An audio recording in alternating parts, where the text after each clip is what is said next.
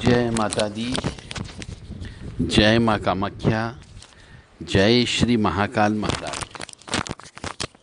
देव Radha trust Satyavani channel के माध्यम से आप साधना रहस्य के बारे में सुनेंगे। माँ भगवती जगत जननी आदि शक्ति भवानी, आह्लादिनी शक्ति, कष्ट निवारिणी, दुख निवारिणी, महिषासुर मर्दनी, चंडमुंड नाशिनी, सिंह वाहिनी, क्लेश नाशिनी, पाप नाशिनी, दुरितापहारिणी, शत्रु संग विदारिणी आप सबको सुखी रखे, स्वस्थ रखे, प्रसन्न रखे, यश दे, कीर्ति दे और मान सम्मान दे।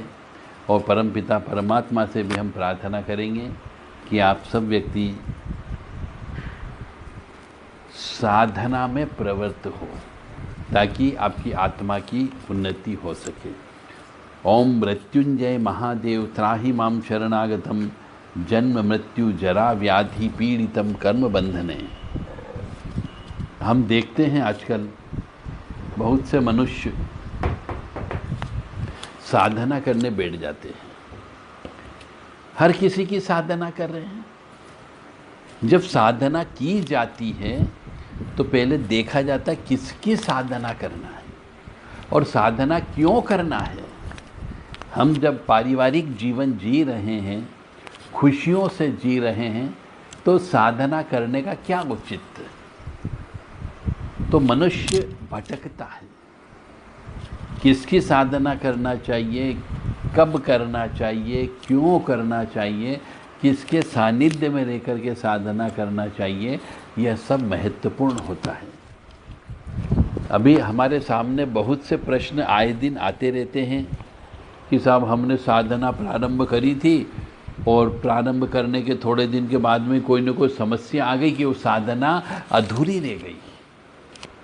कोई पारिवारिक समस्या आ गई, कोई आर्थिक समस्या आ गई, किसी की मृत्यु ही हो गई घर परिवार में। तो साधना में जब हम जाते हैं, प्रवेश करते हैं, तो जब हम कोई संकल्प लेकर के साधना करते हैं तो वह जो शक्ति होती है जिसकी साधना की जाती है वह हमारी परीक्षा लेती है। और उस परीक्षा में अधिकतर मनुष्य गुरु नहीं होने की वजह से या गुरु के सानिध्य में नहीं करने की वजह से फेल हो जाते हैं और फिर इल्ज़ाम दूसरों पे लगा देते हैं कि साहब मैं तो साधना कर रहा था पर मेरी साधना पूरी नहीं हुई, इस वजह से मेरे को ये तकलीफ होना प्रारंभ हो गई।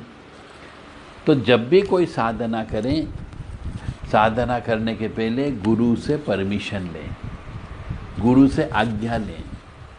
किसकी साधना करना है, कौन सी साधना आपको फलित होगी, यह भी महत्वपूर्ण है। आपके पिछले जन्म के प्रारब्ध कर्म क्या कहते हैं, पिछले जन्म के संचित कर्म क्या कहते हैं, इस जन्म में आप क्या काम करते हो, ये सब साधना के ऊपर डिपेंड करता है। हर मनुष्य हर किसी देवी देवता की साधना नहीं कर सकता। कोई मनुष्य तामसिक प्रवृत्ति वाली साधना करता है, कोई सात्विक प्रवृत्ति की साधना करता है, कोई ओघड़ी साधना करता है, कोई अघोरी साधना करता है, कोई शमशानी विद्या की साधना करता है, कोई गणेश जी की करता है, कोई लक्ष्मी जी की करता है, कोई हनुमान जी की करते हैं। तो जिसकी भी साधना की जाए पहले अपने आप के अंदर झांक कर के देखो जन्म पत्रिका के माध्यम से कि हमें किसकी साधना फलित होगी, हम पिछले जन्म में किस शक्ति के उपासक रहे हैं। और यह हमारी ये चीज़ कि किसकी साधना फलित होगी यह जन्म पत्रिका से पता लग जाता है। हमें तामसिक साधना करना चाहिए या सात्विक साधना करना चाहिए, यह भी जन्म पत्रिका से पता लग जाता है। हमारे इष्ट देवता कौन हैं, हमें किसकी कृपा जल्दी प्राप्त हो जाएगी, पिछले जन्म में कौन हमारे साथ में था वही इस जन्म में भी रहेगा। और यदि आप पिछले जन्म के देवी देवताओं को भूल जाते हैं, याद नहीं करते और दूसरे देवी देवता को पकड़ लेते हैं तो आप मार्ग भटक जाते हो, इसीलिए कष्ट आना प्रारंभ हो जाते हैं।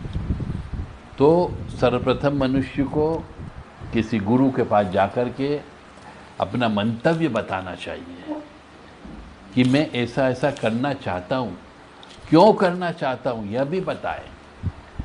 क्या निष्काम भाव से साधना करना है या सकाम भाव से साधना करना है, और साधना का मतलब क्या होता है पहले तो यह समझें।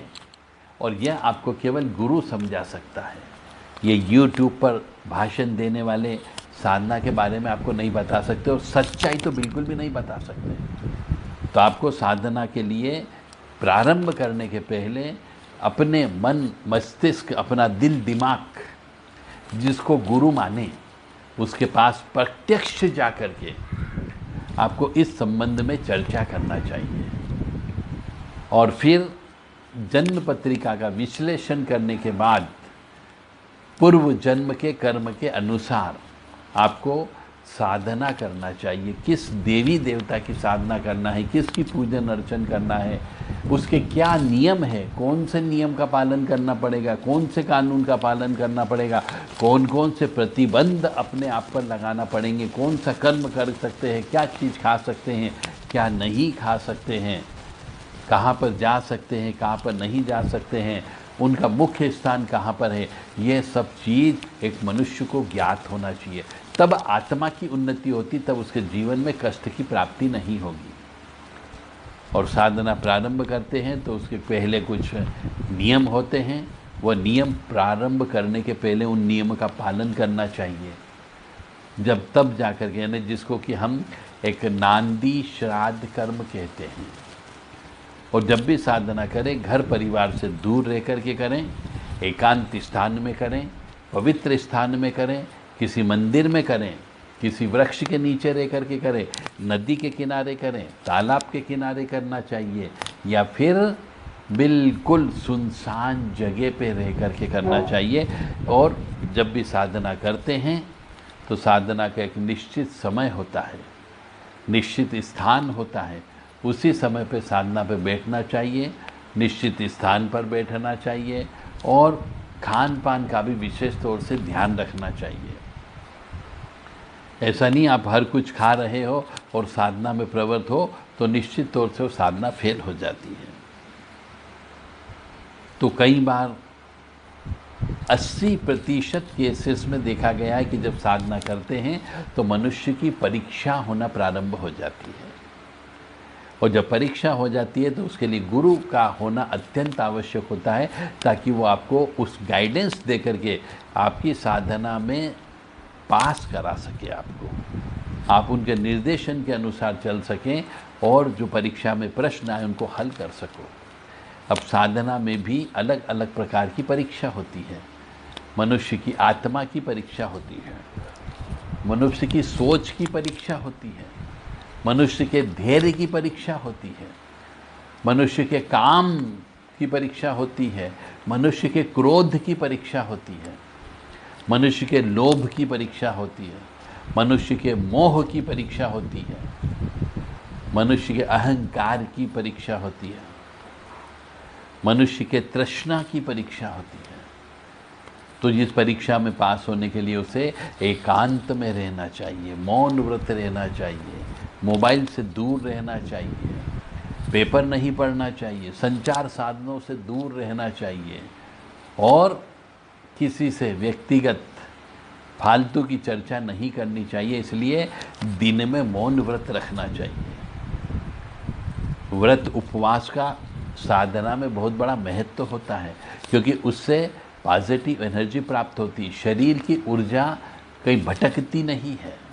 इसलिए उपवास का और मौन व्रत का नियम बताया गया है।